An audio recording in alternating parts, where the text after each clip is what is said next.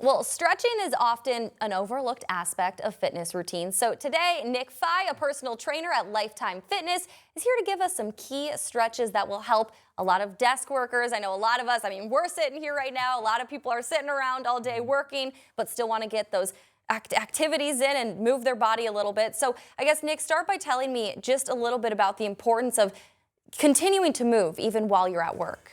Yeah, so stretching, a lot of people think it's just for, well, right before I work out, I should do some stretches. It is for your everyday life too. Like the more you can practice the stretch, the more your body gets used to it, the better it's gonna hold that stretch, and we're not just fixing symptoms. We can actually kind of work on the causation of, like the most common one is hamstrings. Everybody's got tight hamstrings. Yeah. If we can practice that every day, your body kind of has that recognition of like, oh yeah, maybe it's not conducive to have, such tight hamstrings or, whatever is causing that. Totally. So it's good for your job, and same thing I work on with clients of like, I call it tech neck, where we're kind of rounded forward like this. You see it on your phones or your computer, where we want to bring that back, open it up, and it's kind of an easy fix of just mobilize, stretch, and then when you're doing your workouts, like focus on those areas to strengthen those muscles after you've now loosened them up. Because it's kind of like wearing a shirt that's too tight. Right. You're going to limit range of motion, you're increased risk of injury.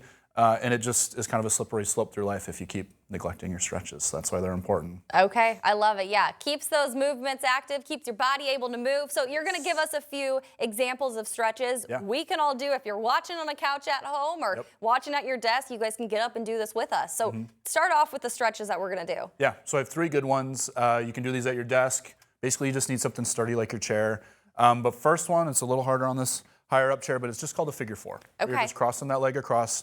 My ankle is right in line with that knee. And then if you want to take it a step forward, you can kind of lean into it. You're going to get a little bit of glute, some lower back, some hip there. Only contraindication is if you do have a knee replacement or like a recent ACL surgery. Like we don't want tension in the knee, but if it feels like a good stretch, you can kind of push down and lean forward, hold for a few seconds. But as we can all kind of attest, like if you're sitting for a long time, you stand up, those hips feel really tight. Yeah. So every couple of hours, just cross that leg, alternate sides, reach forward, hold for a little bit. It's going to be a really good kind of open up those hips, work on some of that mobility there. And it doesn't help, like it doesn't hurt. You can stand up and kind of get some rotations as well too. Okay. Just keep things moving there. I love it. So that works the hips. The second one is a hamstring stretch, and all my clients, we do this every single session where find something light, prop up that foot, toes are up. Don't lock out the knee, give it a little bit of a bend, but we're just reaching forward for that hamstring stretch there.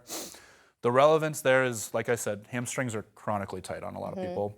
So if we can just find something sturdy, obviously we don't want to tip over that chair, but get a good hamstring stretch, you're going to feel that in the glute. And then same thing, low back pain, everybody seems to have it. It's usually from those tight hamstrings. So that can help with some of that as well too. All right. Last one, my favorite one, take the back of the chair and you're just going to sit your hips straight back and kind of drop the head down. That's going to get some nice posterior shoulder. Okay. So same thing, that tech neck that we kind of talked about, that's going to help loosen that up. And I always encourage deep breathing with your stretching. So big inhale, sit into that stretch, exhale.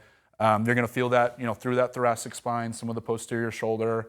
But just those 3 takes 20 seconds like we just showed. You can do 2 to 3 rounds of it, but that's going to cover a lot of bases. And I always encourage people, think of your occupation, your injury history, your exercise history, and you can get a little bit more of a specific routine going. Those are kind of good blanket ones to get started. Yeah. But think of, what do you feel day to day? What are you working day to day? It only has to be about 3 to 5 stretches that takes 5 to 10 minutes. So yeah, and a good excuse to, get up and take a brain break too. That can always help with mental health as well. Yes. So a lot of benefits to with stretching. Nick, appreciate those exercises and demonstrations. As we wrap up, can you just tell us if people want to learn more? Since I know we just scratched the surface on this. You always have a lot of good insight. Tell me where people can find you and what they should look up. So over at Lifetime, that's where I work at. We do have a specialized product called Dynamic Stretch, where we focus on this. We go through an assessment, isolate certain areas, and like I'd mentioned, instead of just fixing a symptom, we're going to look at the full causation as to why those muscles are tight.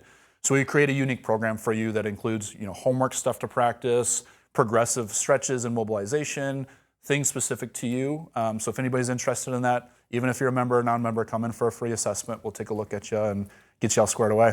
Awesome. Love it, Nick. Appreciate it. Thank you so much for being here today. Thank you.